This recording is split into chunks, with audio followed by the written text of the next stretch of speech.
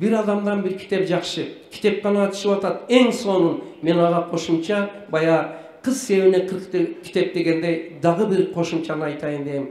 Şu bugünden aköңөр ilgeri jasap жүргөн bolsoңор rahmat. Ar bir üy bülölük kitapkana açalım. Üy bülölük kitapkana açalım. Baya men aytkan kitapkanalar tursun oşol jerde. Anan keyin oşondo dagın madaniyаттуу үй бүлө oşondo bolot. Бул актап коюлган, евро ремонт кылынган жакшы, бирок бул удобный үй бүлө. Ал эми маданiyаттуу үй бүлө деген бул интеллект, маданият, адамгерчилик сүңгүп кирген. Мен мына ушул үй бүлөлүк китепканага чакырамын, анткени ошондо бул жакшы болот экен. Баягы 1000 сомдук кетти, а? Birinci 1000 сом кол көтөрдүңөр да барыңыздар. Платныйга туурабы? Сайгурадаларды $100 экен. Макул эми, мен агаймын да Шыбакзардан. Ошого мен платежеспособность деген бар экономикада. 50-100 абалыны эске алып, мен арзан эле кылам. Бул жерде канча адам катышып атат эми? 1,5 миң адам, эми математика эми эсептеп койгула, 1,5 миңди 1000 сомдонго көбөйтүп, кичине уккан кулакка жакшы болот да. Эсептеңиз, тапшырма. Табылды. 1,5 миллион менен мени куттуктап койгула. Бала мен азыр да 5-6 минутада жыйынтыктайм. Ушул убакыттын ичинде 1,5 миллион болду. Экинчисин айтам, бул дагы кымбат. Айта берейинби? Молодцы, щедрый народ. Силерге бат-бат келип туруш керек экен. Экинчиси колду да калабыз. Bu kaprağayın tavağan ele kol eken deyisiniz. Bu iş kılıp koldan ayırmasın. Bari işti жасаган şunda. Turuğu yok bu. Emin karanızlar. Koldu alıp kelip turup aşkazanımıza koyuyoruz. İlayim mına aşkazanlar oruasın. Orugandarga Kuday şifa versin. Birok aşkazandı tolturam dep 24 saat adam balası tınçıbayt eken. Aşkazan şunçalık жақшы екен, bir бурданан менен толот екен. Ал эми той болсо ашказан ачышып туруп дароо сездирет екен. Мен 25 жылдык эксперименттин натыйжасында башка дагы 2 казан таптым. Бу жерде карабалактыктар жокпу? Мен карабалакка алып 3 казан деп сүйлөп берипмин. Гүлбай Садыктı капыргай тийишпей сүйлө дейт. Сагын onu сен түшүнөсүң да. Анан эми экинчи казанга чыгабыз мындай өрлөп. Мына этке келиңиздер. Экинчи казанды таптым, бул рух казан. Рух казанынын азыгы башка болот экен. Ал эмне дегенде адабий чыгарма экен. Колду мындай кылып туруп бүктөй беребиз. Адабий чыгарма экен. Азыркы адилеттин ырдаганыдай күү, намаз, иман, искусство, маданият, dini ишенимдер, ыйык сөздөр, анан ата-эненин, жакын адамдын мээрими, сүйүү, анан бүгүнкүдөй акыл эстүү, мээримдүү сухбаттар, мына ушулар бардыгы рух казандын азыгы экен. Караңыздар, рух казандын азыгы өтө мээнүүсү көп экен. Көрдүңүздөр, адабий чыгармадан баштап күү, жанагы иман, мээрим, ишеним, ибадат, мунун бардыгы рус айныкса сүйүү, мээрим. Бая айтты го, апа 45 миң иштесеңиз, мана бир айдагы мени кучактап жүрүңчү дегенде, мына ушуга той болгондо, бирок рух казан ашказандан айырмаланып, бул аябай чыдамдуу экен. Үн чыкпайт экен, ач калсаян билдирбейт экен. 10 жыл, 20 жыл, 20 жылдан кийин анан бир взрыв берет экен. Ал кайсы дегенде наркомания. Рух казаны толбогондор, сүйүүгө, мээримге тойбогондор наркомандар болот экен, зөөкүрлөр болот экен, анан рекет болот экен, бандит болот экен, анан орой болот экен, анан кийин тоң бир мындай мээри адамгерчилик деген нерсе жок, холодный мындай взгляд болуп калат экен. Эгер ошондой адамды случайно Кыргызстанда андай адам жок, андай адамдар Африкада болушу мүмкүн, Вот азыр айлананы көрсөң, bir кылда көрүп каласың, айтат, Африкадан адашып келип калыптыр, Кыргызстанда баары рух казаны толгон эде, баары адабий китеп окуйт эде деп ойлойсуң адамчы. Мына рух казанды толтурушты ойлонойбу, урматтуулар. 3-чү казанга келели. Башка алып келебиз. Üçüncü kazandı men akıl kazan dedim eksperiment natijasında bu kitabımı yazdım. Karаңыздар, akıl kazan matematika menen, fizika menen, biologiya menen, tarih menen, adabiyat menen толот экен. Анан кийин калганыга кроссворд менен, шашки, шахмат менен жана башка акылдуу адамдардын сухбаты менен акыл казан толот экен. Эгер адамда ушул 3 казан тең толсо, бул камыл инсан болуп, ар жагыдан жетишкен болот экен. Илайым силердин балдарыңыздар бардыгы ошондой болсун. Рахмат.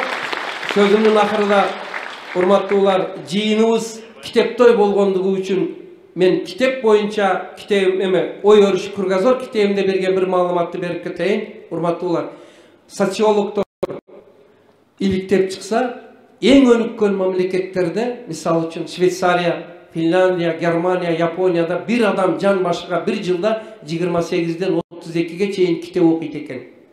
Адами китеп. Кыргыздарды айтайынбы? Же айтпай эле коеюнбу? Жоқ дейт, көрдүңөр, билгендер уже заранее айтып атат, кой настроениени бузба капырагай дейт. Итак, азыр зорго отурабыз дейт. После этих слов депчи, 3 казандын ач калганы жөнүндө айткандан кийин. Бирок ана ошо 3 казан 2.000 сомдук, билип алгыла. Эсептүү дос айрылбас да. Мен эсиме салып турай табылды, уктуңарбы? Эми караңыз. Бая мен айткан мамлекеттер 28-32 окуса, эми кыргыздар билип койсун. Жан башыга бир жылда 0,1 китеп окуйт экен. Эми колго алабыз. Бийик көтөрүңүздөр, сөөмөйдү. Энди мынандай кылабыз. Ап кегиле. Бетимнин бети, бетимнин шунтип жашап жүрөт. Вот так, как читаем, так и живем.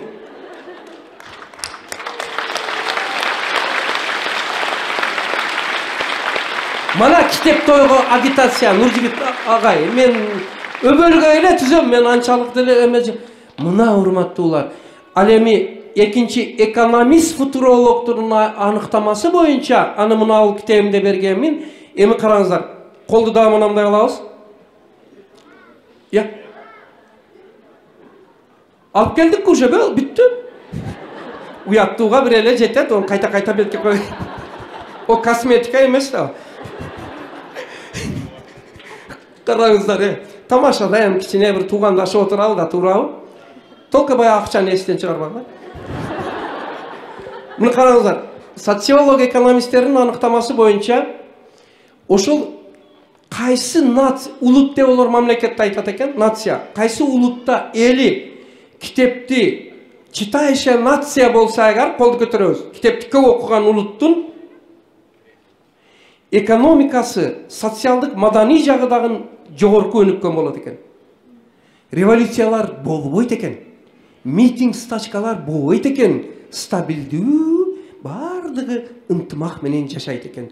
Кайсы мамлекетте эгерде китеп окуу жок болсо, олордо өнүгүү дагы жок, анан баягыдай эме абал көп болот экен. Келиңиздер, Кыргызстаныбызды окурман улут, стабилдүү улут, экономикалык өнүккөн улутка айландыралы деп айтамын. Акырында, урматтуулар, рахмат силерге.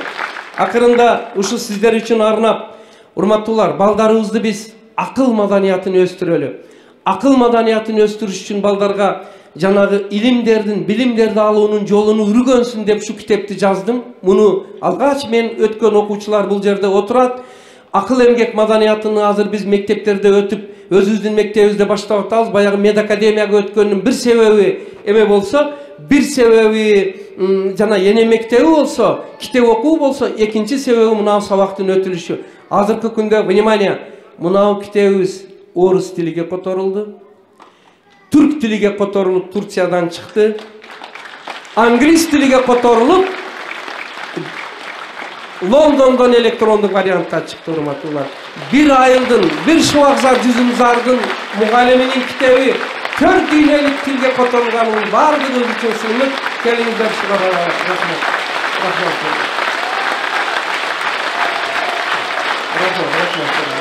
Кыргыз Республикасынын билим берүү министрлигинин кеңешчиси, Кыргыз Республикасынын эмгек сиңирген мугалими Гапер Мадаминов кол чабуулар.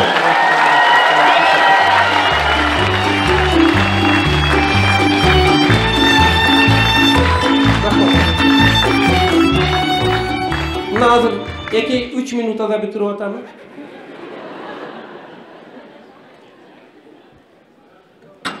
Nime deyt?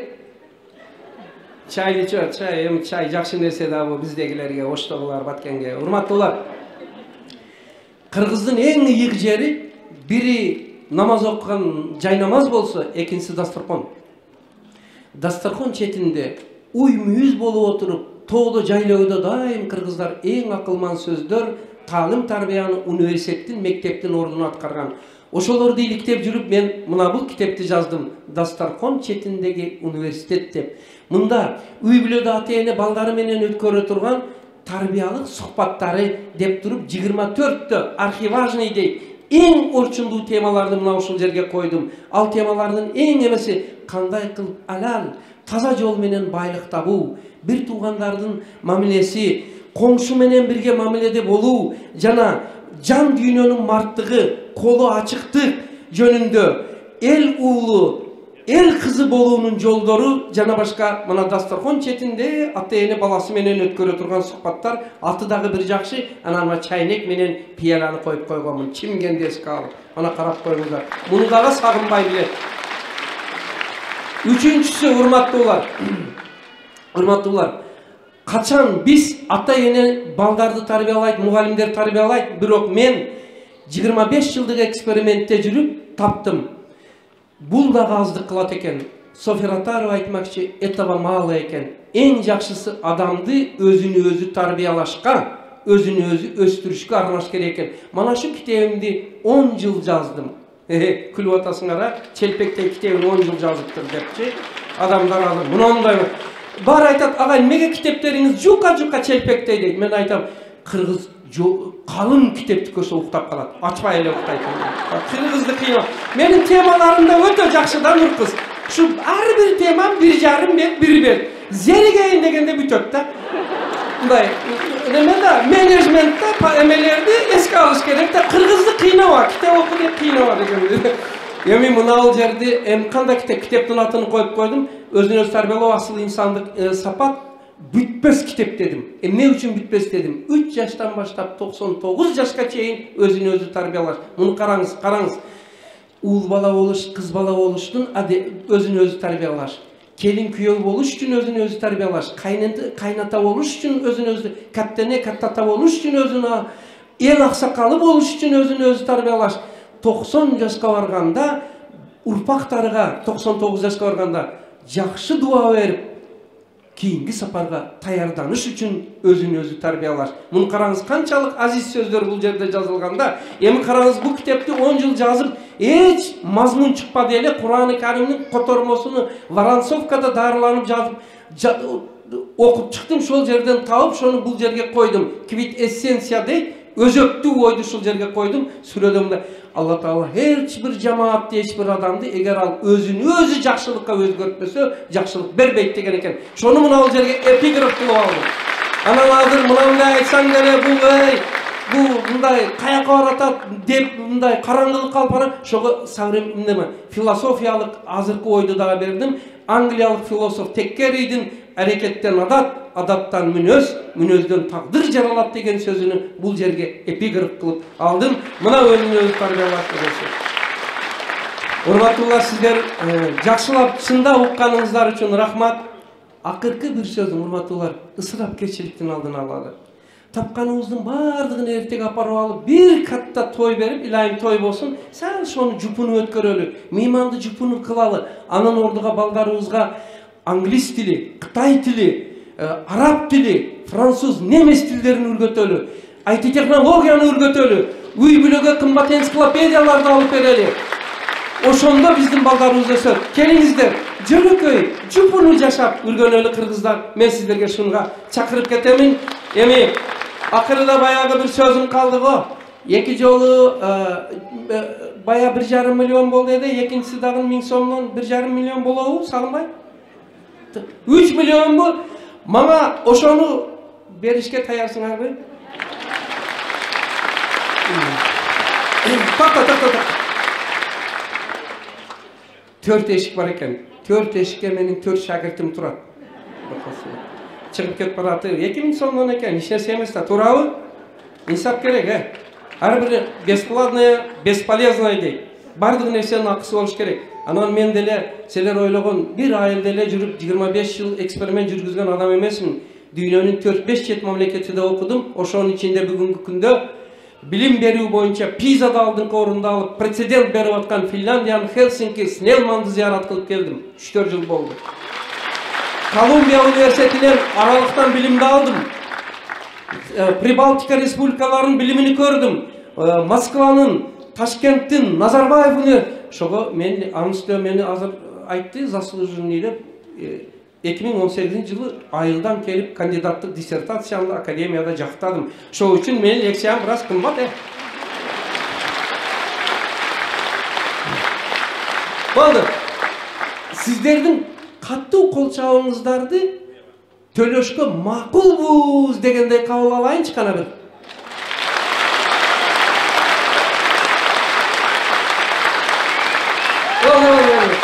Мындайда, урматтуулар, алиги жаңы үй бүлө куруп атканда макулмун десе үй бүлө түзүлүп калат. Билесиңер, ай мен айтып атам. Молдакелер отурат го. Сиздер азыр макулмун дедиңиздер, мага 3 миллион сом акча өтүп калды да. Эми лауз дейт да, сөз. Внимание. Ошол 3 миллион сом меники болду. Ошол 3 миллион сомду мына жакта жүрүп уюштурган биздин балдарыбыз. Жами мына ушу биздин мигранттар, жами кыргыз элибиз, жами дүйнөдөгү тынчтык үчүн илим, билим, адамгерчиликтин бар болуп, Кудай кааласа дүйнөнүн тынчтык жолуга түшүшү үчүн, жаштардын өмүрү үчүн, ооруларга шифа үчүн, жакшы пейил, иман, инсап, билим үчүн сиздерге менден подарка, адия. Беришке акым бар да, туру, баян макул болгон мен алдым. Мен силерге беришке акым бар. Анан менин бир традициям бар эде, ушу эң жаш баласын көтөрүп, лекцияга катышканга мен подарка берет эдем да бир. Мына китебимден. Ушу оякта бир келин жүрөт, баласын көтөрүп, ошо кесе мен берип коеюн, анан түшөм сахнаны бошо, сагынбай. Бирөө кесин, бирөөгө баары келип албай, инсаптуу. Кана, кел, тез, бат кел. Бирөө кесин, бирөө. Эң кичинеси кесин, эң кичине жаш. Кагандар анау эмеден алат, ана жерде дагы таркатып берип атат. Бирок бүтүп калыптыр, саат 11 эле китебиңиз калат дейт. Да. Кана ручка. Ой,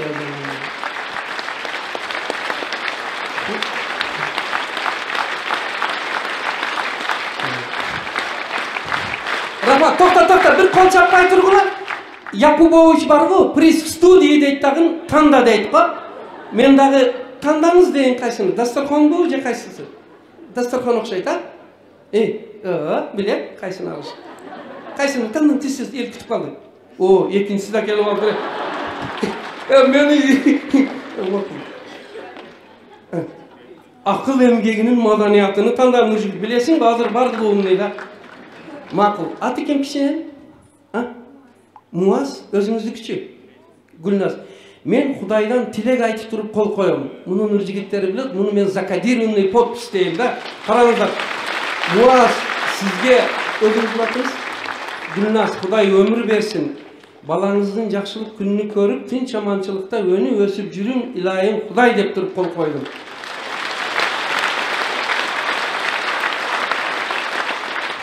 Булардын колун уштап подарка бериши мүмкүн эмес. Дистанцияны сакташ керек да. Ошол үчүн мындай эле тапшырам, алсаңар мындай агыла. Бирок бул закодированный подпись ушундай да. Бул китепти окусаңыз, шу тилек ар окуганыңызда кайталап дуа айтыла берет. Окубасаңыз чатак тескерисиген кетип калат. Апасы. Өмүрлүк бол. Мунусу. Аты ким? Бибинур. Өзүңүздүкү? Өзүңүздүк. Кыз. Жана Бибинур, балаң кызыңыз менен өмүрлүү болуң, урады максатыңызга жетиң, илайым Кудай деп туруп, экинчи зор китепти сизге. Бүткөз китепти.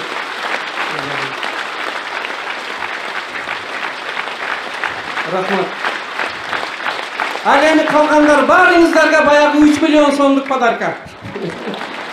Бар болуңуздар, Кудай тынчтык, аманчылык берсин, жаштар өмүрлүү болсун, ооруларга шифа берсин. Эсен аман иштеп, үйүңүздөргө барып, тынччылыкта, жакшылыкта өнүп өсүп жүрүңүздөр. Рахмат.